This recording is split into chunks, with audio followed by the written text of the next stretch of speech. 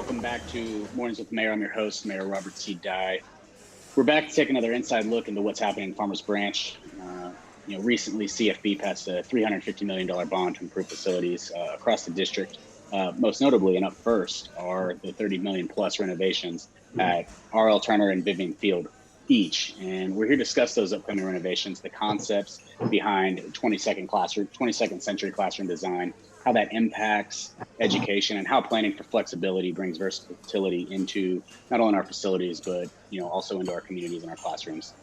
Today's guest on episode 11 is Chief Operations Officer for the CFBISD, Malcom Mulroney. And I know that most people have their summers off in the school district, but you've been a busy man keeping up with construction and everything. How's it going? It's going very well. Our team has done an absolutely awesome job of adapting to some of the challenges presented. We've got a lot more steps getting onto site, checking people in, making sure everybody stays safe, stays distant. But the team has kept going the whole time. And in fact, we're doing quite well. That's good. That's good to hear. And so, you have a background in construction, working both in school districts and in the private sector. And so just kind of want to get your background as you kind of came from, the University of Colorado at Boulder through your job and into CFBISD. How'd you get here? Yeah, so I wanted to be an architect. I went to school at Boulder, did a degree in architecture, and quickly realized that there were three key components to a construction project: the owner, the architect, and the contractor. So your design team, your building team, and the third leg of that stool has to be the owner. So I dedicated myself to becoming a really sophisticated owner, because the ability and the things that we look for as owners are completely different from those two perspectives. From that, ran myself into the 2008 recession, got involved in school business and built a couple of new schools down here in Texas. Then went back to Colorado for a period. There I went into private development, working for home builders, land developers, wanted to see how the private sector was doing things. From there, got a master's degree actually in commercial construction and real estate, where I actually had the opportunity to lecture on life cycle replacement and capital input. So looking at that, so saying, okay, yes, capital is one part of a construction process, but how do you maintain that building? How do you look at the whole life cycle of those buildings? That reminded me of how much I love school business, and I got the opportunity to come and work for Carrollton-Farmers branch, implementing that dream and desire. Yeah, and I mean, in talking about that implementation, we did pass a $350 million bond approved for upgrades across our entire district, but you kind of came in after the fact or on the tail end of that. And so how's that process been, not only getting caught up on what's happening, but also diving in full speed ahead with construction on some of the facilities here, not only in our Farmers Branch, but in Carrollton as well? The CFB is a wonderfully unique situation. We're landlocked. We don't see huge growth in our numbers. So we can't go and look at the fast growth models, because you can go out to Prosper or any of the outlying districts and say, okay, how do I crank out 4 schools a year? We've got this challenge of how do we work within the boundaries of what we have. So that was massive. The other thing is that going from 2003 all the way to 2018 without a capital bond is a very long life cycle. I mean, rooftop units, roofs, all those types of things typically run on a 20 to 25 year life cycle. And when you take 18 years out of the equation, that's massive. So not only did I have to get caught up on the $350 million bond, but also on the 16 years of history of how we have managed to navigate that incredibly complicated time of not having capital input. The team did a phenomenal job with the tools that they had. We've just changed the game. And that is a huge shift, because it's not just CFB that's changing the game, it's education across the state of Texas that's changing. From House Bill 3 to charter schools to the whole thing, the whole landscape is taking a massive shift right now. And the foresight of the board and the leadership of Dr. Chapman to be able to be prepared to take on these challenges, including COVID, because, things are changing. Let's throw a huge ripple in the whole work, has been phenomenal, because we were staged, ready to go. So doing all that research, getting caught up was tough. It's taken over a year to get my feet planted where we need to be, but we're right on the starting gates to making something really special. Yeah, and you brought up COVID, and one of the things that might be worth discussing just quickly is I know people have asked this not only of me and the public, but it's come up in some of the bond advisory committee meetings. that we kind of sit on to navigate through this process and the multiple phases of the bond. But thinking, with COVID, with more kids staying at home, with kind of an emphasis on distance learning, what is the benefit of still moving forward with some of these, or is it changing some of the ideas and thoughts as we move through some of these facilities? Or are we lucky that, as you said, we're landlocked, we're kind of built out? Does it make, we have facilities that are already there that, we need to renovate what we have because, it handles our population, it handles our mix of students already, and doesn't need to be rethought other than the interior kind of design and experience that kids are having? Really, the COVID has been a very interesting one, and the fact of the disruption has really forced us to look at our game. Mm-hmm. We had rolled out a one-to-one technology, so each one of our students had a device in their hand and was using it in a capacity. This just forced us to run that system to max, to say, okay, now you don't have the luxury of handing out a worksheet as well. You have to use your device. The other thing we know in education is that there's a lot more onus on the child and on the student to seek their education. Their ability to work when they need to work in an environment that suits their learning style. It's not a matter of just showing up anymore. You know that from the world. The world, showing up at work doesn't make you a good employee anymore. You have to show up and be engaged. So this has really told us to accelerate that kind of learning. As far as the designs go, this is going to really lend itself, exactly what you said. How do we build flexible spaces that are going to take on these ripples? Because if it's COVID this year, it'll be insert issue in 5 years' time, in 6 years' time. We're designing buildings for 50. I mean, when Dr. Chapman first told me, give me 22nd century ready, I said, whoa, sir, 2020 sounds far out of the future, but 22nd century. And he said, well, look, if you're designing for a 50-year building, plus the kids going through for 12 years, you're right on the doorstep of 22nd century at that point. Sorry, too many twos in that whole equation. But you're right on the doorstep of the 22nd century. So we have to challenge our designers and challenge our designs to say, okay, how do we build spaces that if we have to social distance, doors are moving, walls are able to be open, kids are able to space out. Because if they're distancing for COVID social distancing, or they're distancing because they're working on individual large projects or anything like that, it doesn't matter. The building has to adapt to their needs.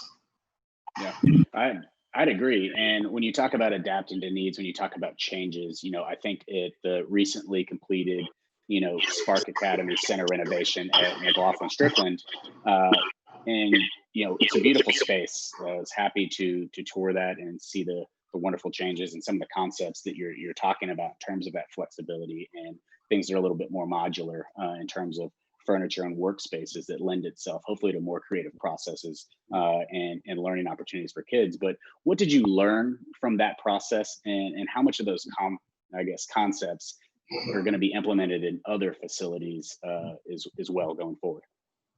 They definitely were the front line to what we were able to do. And because those projects were in swing, now that was an example of where we just touched the outer edge of the campus and really didn't get a chance to permeate a lot of those changes deep into the campus. But the spaces that we're able to make allowed us to really explore how kids learn and where they learn. And a couple of aha moments were, in elementary, you've got a huge range of sizes. So trying to buy furniture is a huge challenge because a chair that fits a large fifth grader is not a chair that fits a kinder. And everybody said, oh, if we put these stools in there, the kinders won't be able to use them. Well, just like at your house, at your kitchen counter, those kids scramble up on those stools just fine. And so while we had prepared for this issue, it didn't exist when we actually looked at the implementation. The kids showed us very quickly and said, hey, give us some large working tables, some fun projects. They were building bridges out of it's tongue suppressor, the little wooden sticks and stuff. And these kids were working on the same set of furniture from first grade all the way to fifth grade, completely comfortable. Same thing with the fifth graders. They love to work on the floor. So these ideas that we had to separate all the furniture into the different age groups kind of showed us, no, that's not the case. That said, different kids, regardless of age, want different types of furniture. And we can look at some images where we can show us we've got some ground furniture, some small group collaboration with benches and tables, some large project tables where we have kind of 6 people gathered around a table building a bridge or working on something collaboratively. And kids get an opportunity to kind of pick and choose. The other one thing that was really cool about McLaughlin-Strickland campus is that that was originally designed to have different classes coming through the collaboration space. Because it's a STEM academy, we have dedicated engineering instructors in that space. So they were actually, the instructors stayed put and classes rotated to them. And you would have 2 or 3 instructors teaching in that space at any given time, which really looked at an interesting model, because that way certain instructors were setting up and doing different things. And I was there right at the end of class, and the one instructor goes, okay, everybody, if you're in this group, or this group, you're packing up your materials, etc. The other 2 instructors are going around and giving individual attention to the kids that maybe aren't responding well to the instructions, not listening.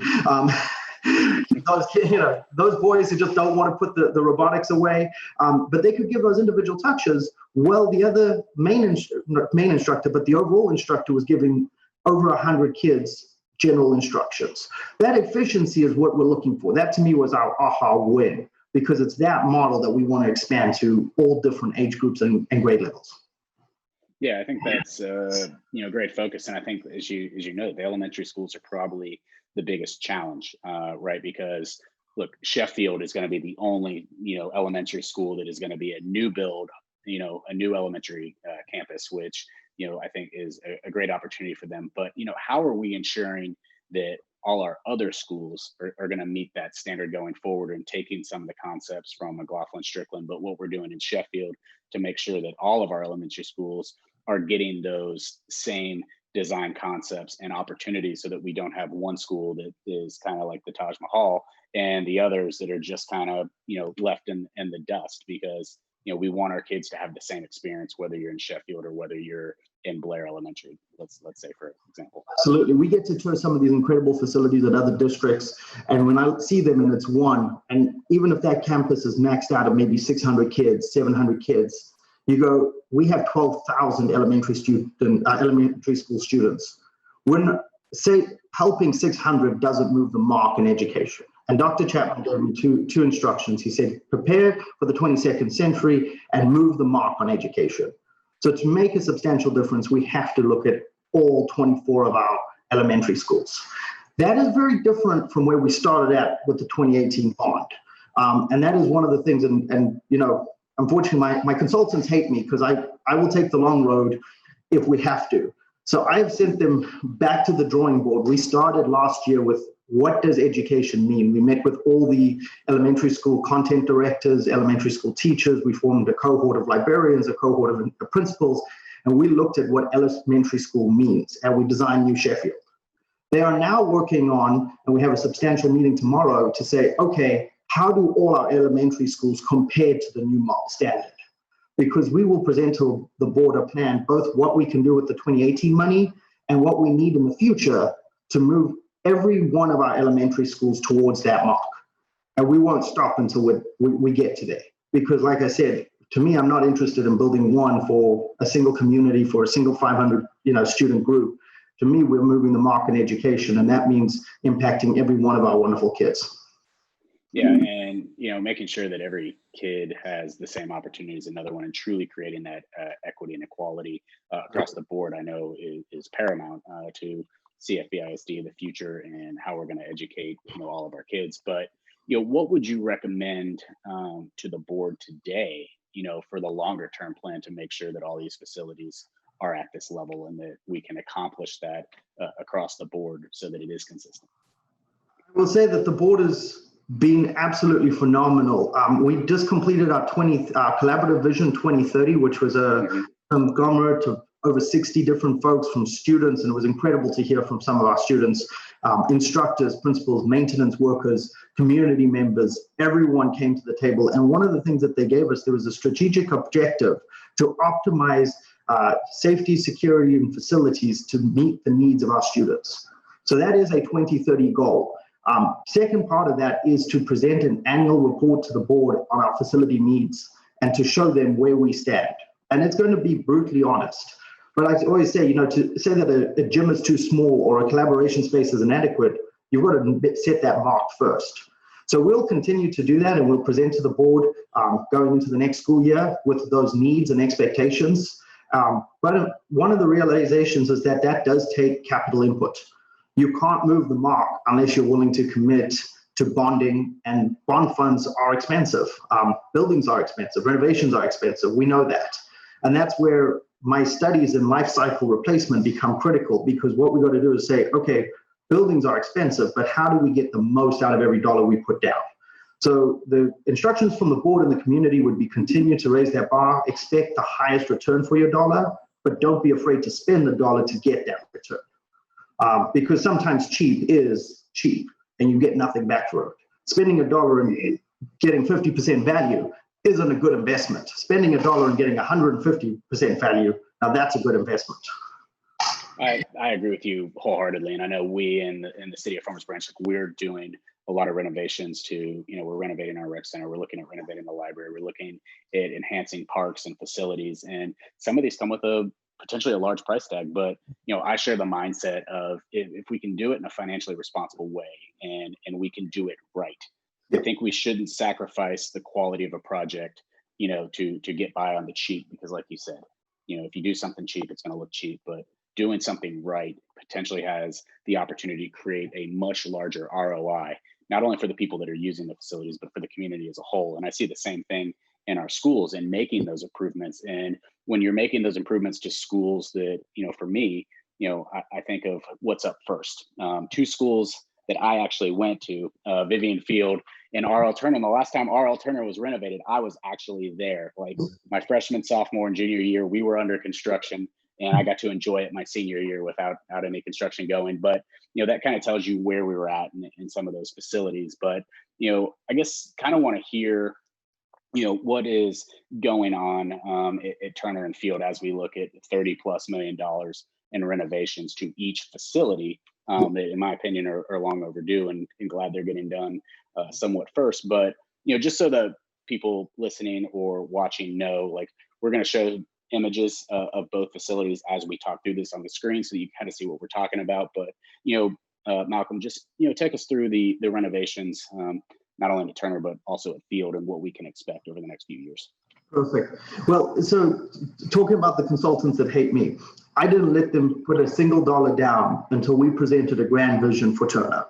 And I'll tell you, the price tag of that is well north of $65 million. But that rebuilds a new entry, gives it that Josie Street, the lane presence that it deserves, really renovates the majority of the campus, things like that. Now, like you said, $32 million sounds like a lot. A new high school runs at about $120 million for a new build. So if you go out to a Prosper or one of those north new build districts, that's what you're going to be looking at as a price tag.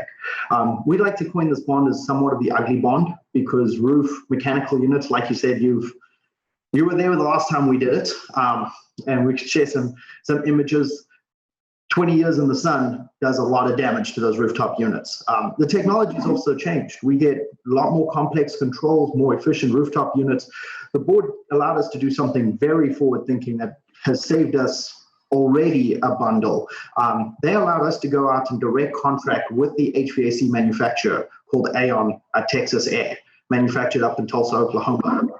And we bought the units ourselves and then gave them to the contractor to install for us. By establishing that direct relationship between the district and the manufacturer, we secured a 10-year parts and warranty guarantee on those units. So for 10 years, we'll get all our parts replaced. And if anything happens, it's on their dime, which is massive. And we hope to continue that relationship going into the next series of bond projects. Same thing with our roofs. We've got to update all our roofs. We're still running gravel. We're not running the white energy efficient roof. So we'll be changing over those as we go as well. That's a chunk of our money. I hate to say it, but between updating fire alarm, PA systems, basic security, bringing in new cameras, things like that, roof and mechanical, what we kind of saw the basics, the ugly part of it, that is a chunk of that money out the door. Second to that is updating our CTE component. We've got some incredible CTE programs, from the cosmetology to auto shop, vet med, welding, floral design, all of those. They're really looking for that real world experience. So what we'll be doing is right in the campus, we're going to create a pedestrian mall, kind of an open courtyard area, where we're going to create storefronts for each of those programs. And we'll share those images where they can have that real life experience. Because right now, if you've had the chance to go to Turner to get your haircut at the cosmetology school, you have to enter through the secure vestibule at the front and then get walked back to the which sounds like a good idea because you're going through the secure vestibule. However, by the time we walk somebody through the campus, we've exposed the whole campus. Rather bring them in an entry directly into the cosmetology suite where they can have a receptionist and check them in, and then out that door rather than going all the way through the school. So that's going to be the remaining money on that campus. Like I said, it's going to take about 2 years worth of construction. We're going to kick off with the nuts and bolts first, lots of roof, lots of mechanical systems, those secure entries, those types of work. And then following into next year, we'll get into a lot more of the cosmetology type work. So that'll run all the way through the August of 2021. That's, it sounds like a long time, but it happens quick, and there'll be a lot of changes. But just curious, like what, in terms of Turner, what is, what's your favorite aspect of what you're getting to work on there, and then what you want to see for that campus once construction's complete, that the students can look forward to and should be excited about going forward? Yeah, so one of the things that we've seen is, our CTE programs and academies have been very fractured, where each kind of stands alone in a silo. Under the guidance of Joe Gillen, and then with our new principal over there, Adam, they're really working on how do those programs start to work together. So we have an incredible program there, Biomed, deals with a lot of the medical type of things. And then we have another program, METSA, which is their math and engineering component. Well, we looked at some labor studies, and we know that medical supply manufacturing is the highest demand job in our area, bar none. Well, look, we got to find a partnership there.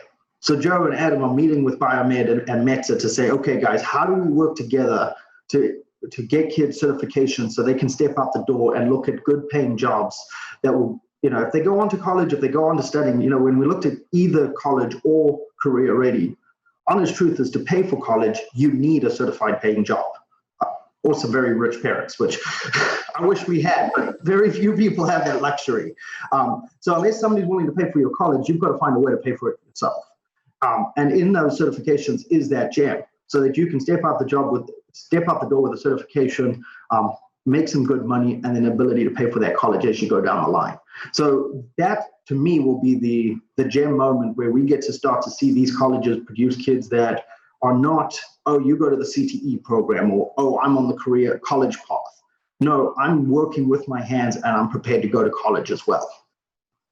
Yeah, and I think that's beneficial, and I think a lot of opportunities present themselves, not only from like you said, C-Tech or P-Tech or the different opportunities that are there, but just having that trade or that skill or something that you could always fall back on. I don't think people realize right now how much an independent plumber can make.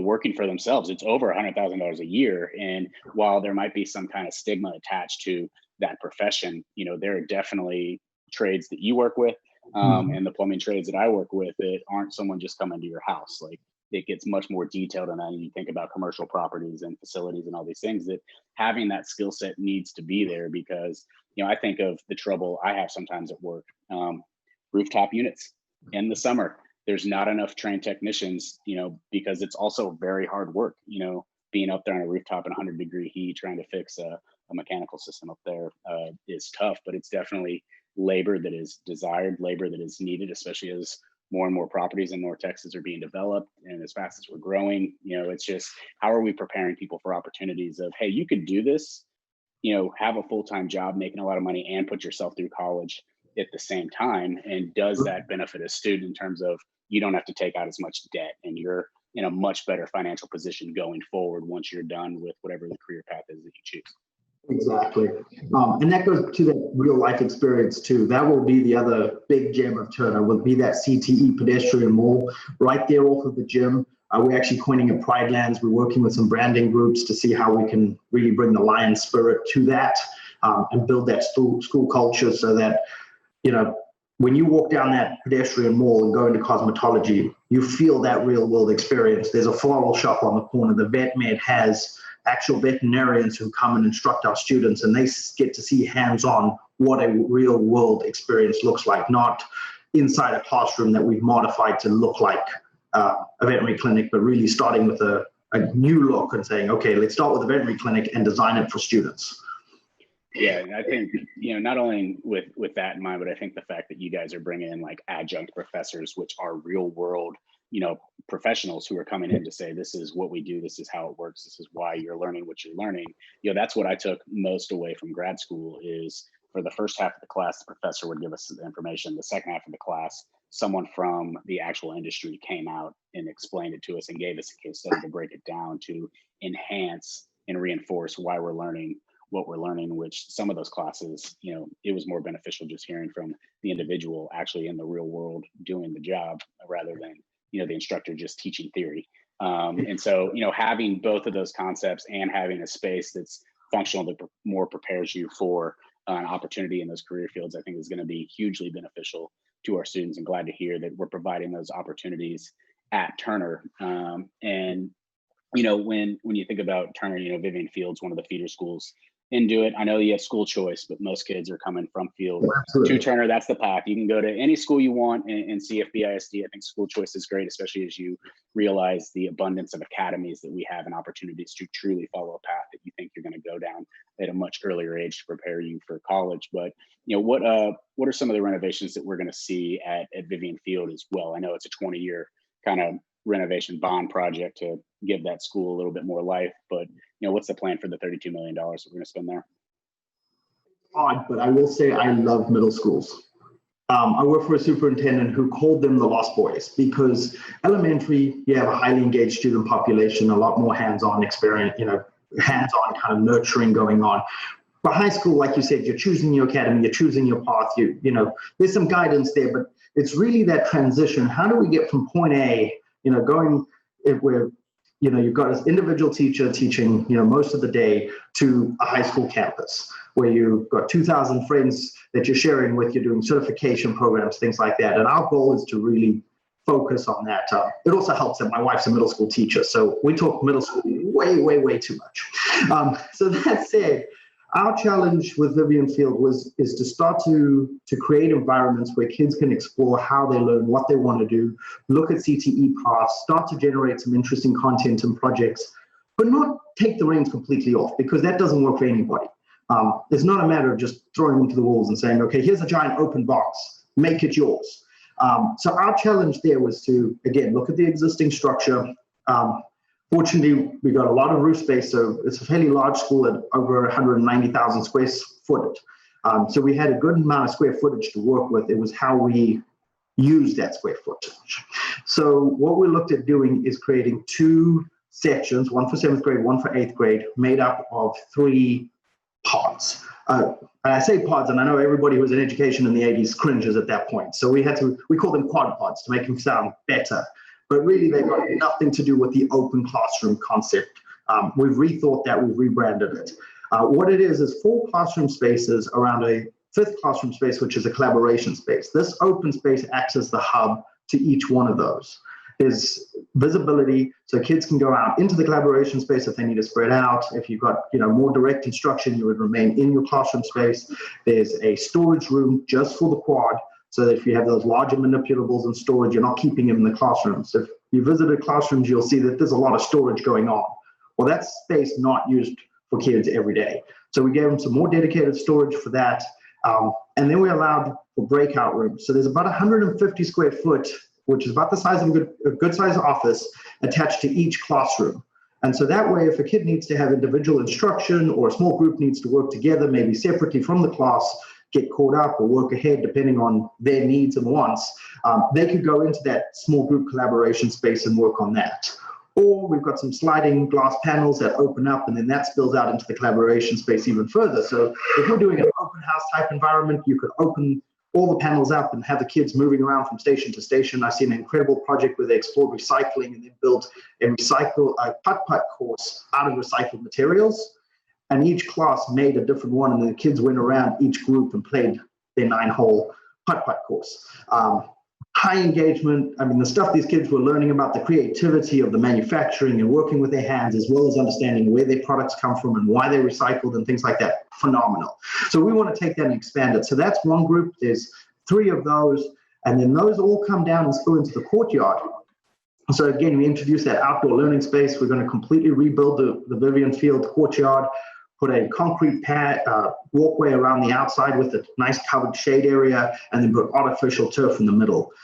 Courtyards are very difficult to build with new buildings because there's a lot of things that you have to do to modify them. If you have them in the existing building, they are gems. Unfortunately, if you look at Turner or at Lillian Field, our courtyards have not been treated well over the last several years. So we're going to really bring life back to those using artificial turf, shade canopies, opening doors up so kids can get in there, spread out, have that outdoor experience. And if it's raining, well, we're learning about rain. And if it's hot, it's Texas. We're learning about heat. That's all part of the life experience. Being locked up inside all the time is not good for anybody. We know that. So we have these amazing courtyards. We're going to really start to utilize them nicely. As well as some of the other improvements that we're going to be doing, some new entry branding, so new canopy on the front door. I guess one of the major changes is that we'll actually be moving the entry from where it is next to the gym there to where it used to be, off of the side street, not the side street, the main street there.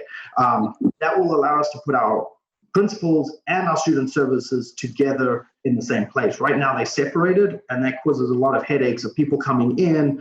They need to see student services, then somebody has to walk them back through the campus to get there. We're going to eliminate all of those headaches by moving them together at a common entry.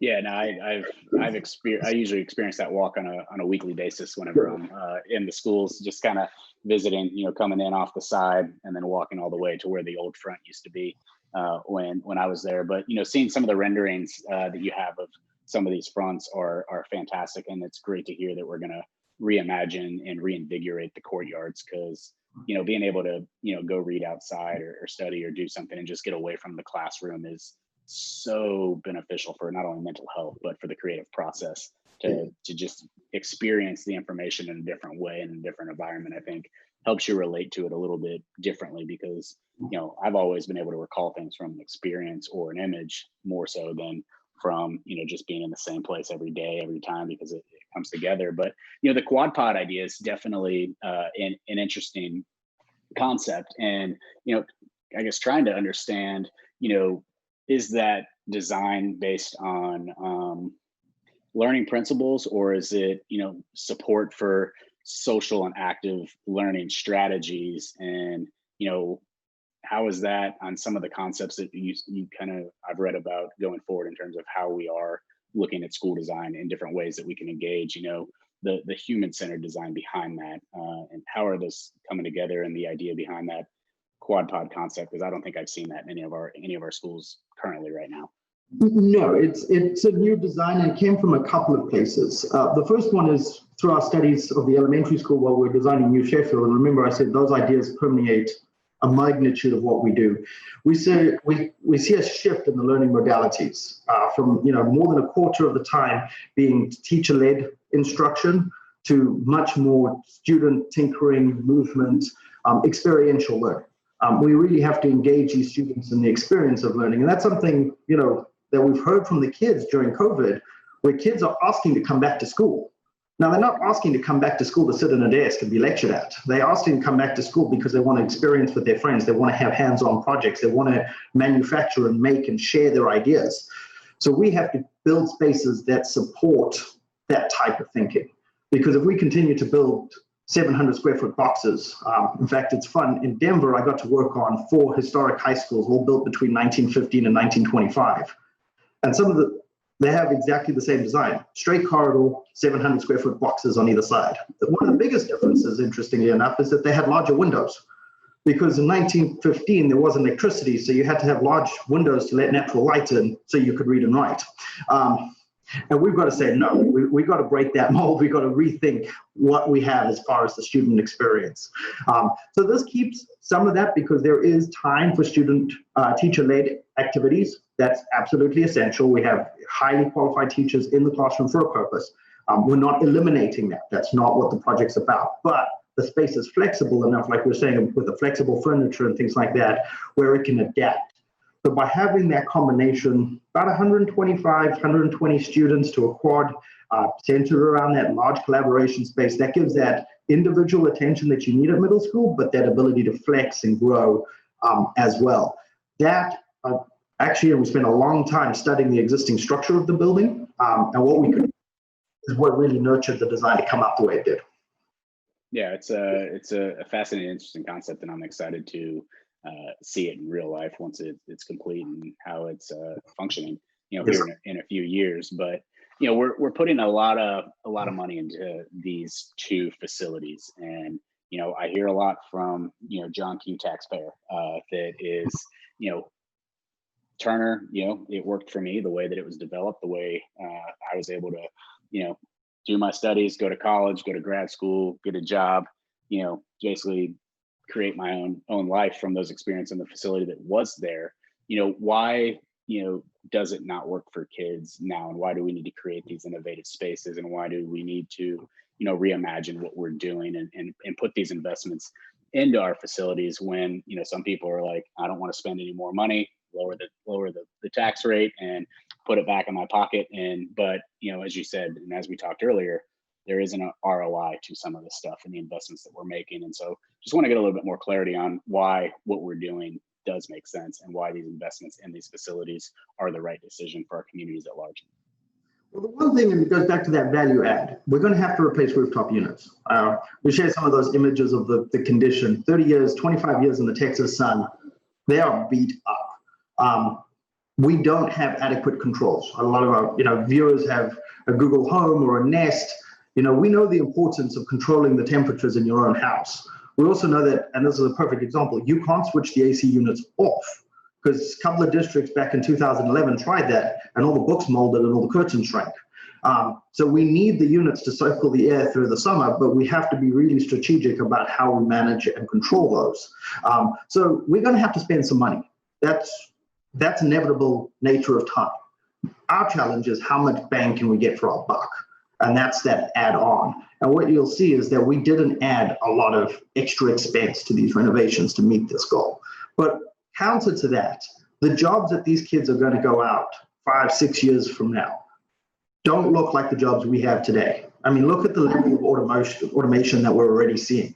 If we do not prepare these kids to enter a workforce, if we do not equip them to be able to be 22nd century ready, we're going to be doing them a disservice.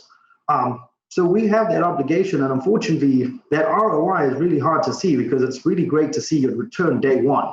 If I could have an 8th grader experience his benefit of job ability the day that he leaves 8th grade, well, that would be easy to make an argument why I need to renovate a middle school. But unfortunately, I got to wait 6 years, maybe longer, for that kid to come through and sort of say, oh, wow, that ability to use my hands, to think about recycling, to manufacture and collaborate with my friends, that's making me a better employee. And it doesn't really matter what type of job you're going into. You're going to be required to have some of those basic skills in the future. And I call them, things computers can't do. Because if it can be done by a computer, somebody's figuring out how to automate it. Computers don't collaborate well together. They don't problem solve well together. They don't think through things well together. They don't give human experiences depth. It's a computer, it can't do that. So how do we get those experiences for our kids so that they will be better prepared going out into the world once they leave us? Yeah, I agree. And when you talk about, what computers don't do, well, I know that with the developments in artificial intelligence and where it's going and what they're trying to do, there's someone right now trying to figure out how to make those things actually happen. And why are we not building that space in one of our schools so the person that figures that out actually came from our school because of the, and was able to do what he did, or her, because of the opportunities that were available because of the investments we made in these facilities and the way that we're allowing them to learn. And I hear you when you talk about you can just put change the lights, change the HVAC system, upgrade the roof, but nothing on the inside needs to change, right? Because it's still a functional building and we can do what we need to do. But like you said, learning's changing. The idea of education is changing. How we're gaining information and getting smarter is changing. And one of the things that we're going through in our community right now is potentially a renovation of our library. And we have people saying, just paint the walls, wash the windows, and fix some of the maintenance issues, and it's good enough. And then we have another subsect of our community that's like, renovate the whole thing, create these new spaces for robotics and STEM and coding and collaborative spaces and co-working space so that people can connect and, work together to build new ideas and advance themselves that, like schools of the past, you need to reimagine that books aren't the only way people learn now. And that's not the root of the library. But it makes me wonder, because I hear people in our community say this all the time, like, why do we need to renovate or improve our library when schools have libraries? But your libraries are only open an hour before school, an hour after school, and what's in there might not be the same. So, as we look to renovate these schools, A, what are you doing with your libraries? But B, is there still potentially a need in our larger communities to have a larger library with other opportunities that are more collaborative and I guess complementary to what the school library has, where kids can still engage and learn? I would love to understand, your thoughts and opinions on what that might look like, or what the needs might actually be in the future, considering some of those things. Because you said you did have, a subsect of librarians talking to you about design and concepts, and just wanted to get your take on that. So the aha moment for me actually came. We ran up to New York. We wanted to see a play with my wife, passion of hers. And we were walking through the city, and we stopped for some lunch. We grabbed some lunch from a vendor. We're sitting in the courtyard right in front of the New York Public Library. And, there's a homeless guy who looked homeless, but he's sleeping on some benches. There was a kid and a mom playing at the fountain. There were two businessmen meeting, all on this cobblestone underneath the trees. And there's a big banner that hangs outside the library that says "Free Resources for All." And you'll see in school business, there's a lot of rebranding of libraries, the Commons, the Media Center, and it kind of just hit me that, no, we are building libraries. So I went back and I met with my librarians, and again, I said, look, we're going to look at what libraries mean. And it was a consolidation of resources to expand education is what it was. We lost that plot. We used it as a way to barricade information away from people who needed it. So at the elementary levels, we're looking at how we can open the walls up so that the library will actually be part of when you come in at New Sheffield, you will actually see right into the library and have that experience.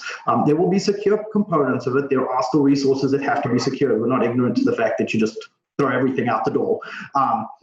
But it's a mixture, it's a hybrid. It's not an either or. You don't lock it all up, you don't open it all up. The other part is the librarian as an experience sometimes travels to the kids. So we're creating mobile library stations where she can take education and library resources to the quad, to the pods, to the villages, and bring those resources to them and have that experience in their natural learning. Or sometimes it's fun to take field trips, and the students will travel down to her environment, his environment, and have that learning there.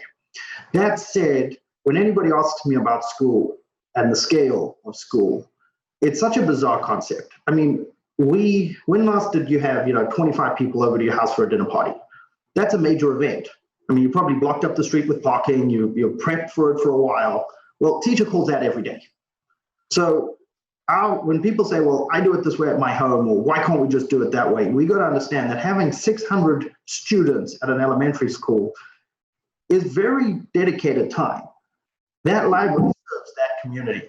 Having your separate library, you think, oh, well, they have the same name. No, they serve a completely different subset of need. That's an opportunity for parents to interact with their students in that environment, or maybe students that don't have resources at their school library to get exposure to something different. So I would absolutely argue that, yes, we need both because they serve such fundamentally different functions. One is a community resource. It goes across age groups. It goes, crosses a whole lot of lines that we don't necessarily get the opportunity to cross because our focus is completely different. We're talking about curriculum and instruction happening in a fairly structured environment under TEA, things like that, where your public library isn't tied to some of those constraints. So that's where I would look at those two operating very differently, but the importance is making sure you have good resources and available to anybody who wants them.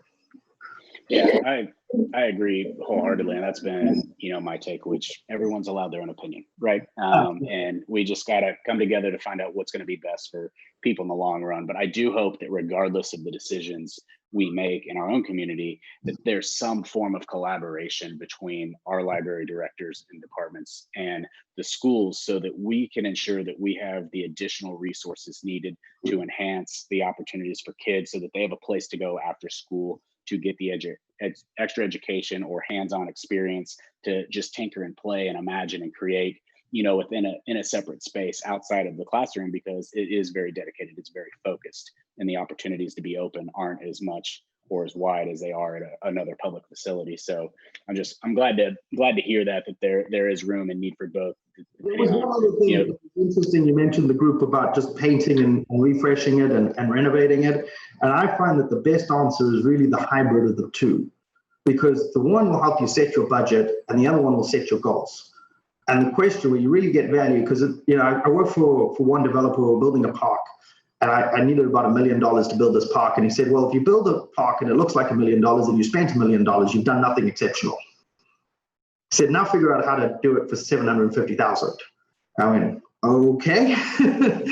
And we went about that exercise. And that's going to be a lot of what we're doing in the 2018 bond. And that's the same challenge I extend to everybody, is say, okay, we want to spend the money so it looks and gives us the service like that, but we have to figure out how to do it under budget constraints. That's where value add really starts to play into it. Yeah, I think that's a great, I guess, words of advice, and something to definitely take. I love that, set your values, set your goals, and then figure out how to accomplish both within that parameter. I think it's a great way to look at what we're trying to do. Like, what can our community stomach, and how can we get the most bang for our buck out of that while still accomplishing, our primary goals, whether that's one and two or 1 through 5. So definitely a great way to look at that. And, to touch on, things that kind of enhance, opportunities for kids, I think of our athletic spaces. And I know the mindset behind some of our athletic spaces is changing, especially after the bond was passed and the advisory committee is going to move through it, and the board of trustees has kind of reimagined some of this, but we're revising our focus on some of those areas. What benefit do you think that will have not only to athletics for the kids, but also in the larger picture to the CFBISD? So a couple of the challenges that we have there is we had the stadium, and the stadium is phenomenal. Mm-hmm. And it served, when it used to be the Pride, the Lion Stadium, many moons ago. It was great. And then, Newman Smith came along and it served the balance of the two schools quite well. And again, having 1 or 2 sports or needs on that. As we grew into 4 high schools, and then the expansion with, the band's kids, the dance, the soccer, and everyone else, it really struggled to keep up with the flow and focus of the different campuses. The other thing that you mentioned is that school spirit, and how we are able to really nurture that school spirit so that, if I'm at Vivian Field, I know I'm going to be a Lion, a Turner Lion. And I have that aspiration to play up and keep moving through those programs, because really it's the band and athletic and those experiences that really make school something unique to that whole experience. So having facilities that support that are really important. So what we studied, the big part is where are kids spending a lot of their time? And we lost 144 playing days last year because of wet fields. That's time the kids aren't getting to practice. And we know that, I'm not talking about fancy facilities or more than we need to do. You have to be on a field to practice. I mean, that just goes with the game that you're playing. So that's where the artificial turf really started to pay itself back, is saying, okay, you can play on an artificial turf field 15 minutes after it stops raining. That gets kids time on the field. We have to get to play. The other thing is it's quite expensive. When you only have one artificial turf field and you're moving kids around the whole time, that's disruptive and expensive to the process. So we streamlined that. So by redoing our indoor facilities, bringing those up, we had some pretty aging carpet going in the indoor. We brought that up to the new stuff, so you have that real turf field experience. And now turfing the 4 high school football fields, we're hoping to really expose our kids to a lot more practice time, and then offer those services to the band, the dance, everyone else who has to use the field, because we know going to Friday Night Lights, it's not just about the football anymore. It's about that experience. So they can have that home field advantage on each one of the campuses. Now, the competition games will still be played at the stadiums. That's not going to change right now. But at least the practice and the hours spent preparing for those games can be done on the best surfaces. Yeah, and I think there's also the idea too that the middle schools will actually play their games right at the high schools, so they're playing on the field that they'll eventually practice on, which gives them, because right now, fields, their football field and soccer field is grass. So if it rains, they can't play. But if they're going to the high school for their games, to play their games where they're going to be going, they have those opportunities. Games aren't going to be canceled. They'll be able to play much quicker, keep their schedule, and How important do you think that piece of it is as well? Oh, it's going to be critical for a couple of different things. The other one is it will encourage our high school kids to mentor and see our younger players coming up through the ranks. Again, that forms that bond and that relationship and really these are community members. These aren't talking about different parts of Dallas coming in here. These are all community members. See each other, experience what it looks like hey, that kid's really up and coming. We want to talk to that kid. We're really excited to see him become a turnout lion.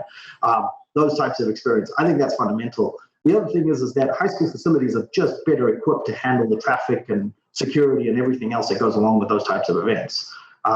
Some of our newer middle schools have that, but we can see, looking at Vivian Field and Perry Track, some of our schools were not really designed to host sub-varsity games.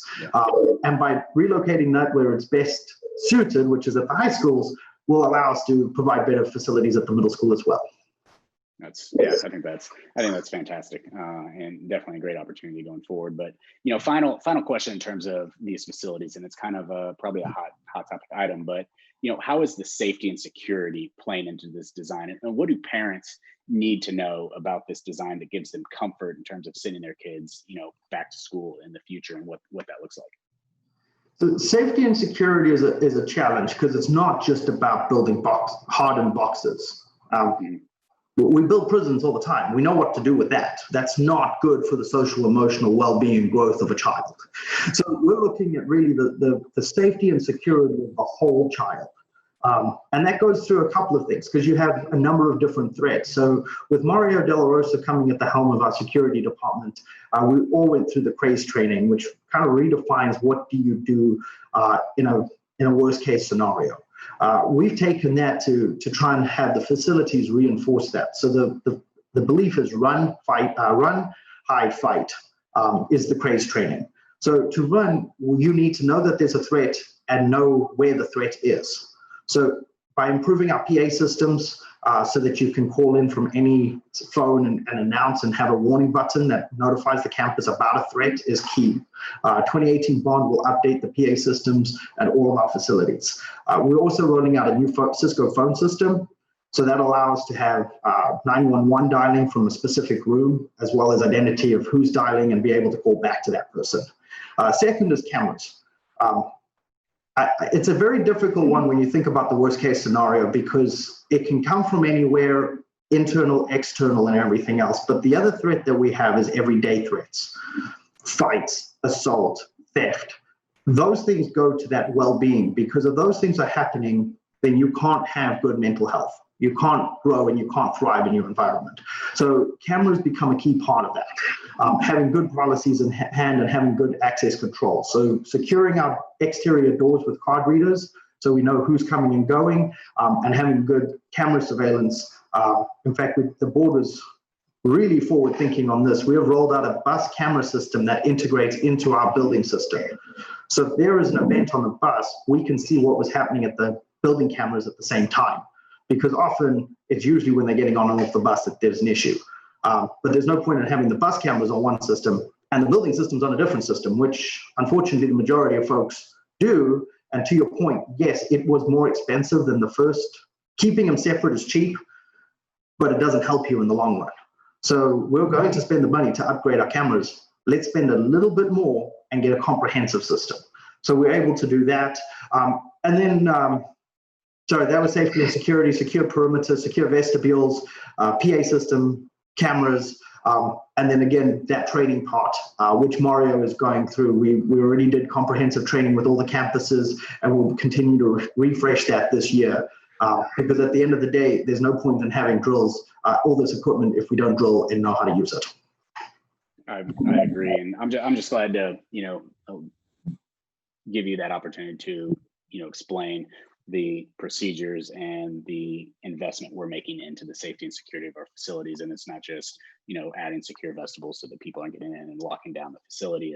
It's a multi-phased and multi-faceted approach to how we are securing our facilities and providing the most amount of safety to our kids, because I know that is a concern for most parents across the district, and glad to see that we're taking care of that. But before we wrap up, I have a few just quick rapid fire questions I want to throw your way, and just get your take on a few things on kind of more of a personal level. But first question is, when I hear you speak, it's obvious you have an accent.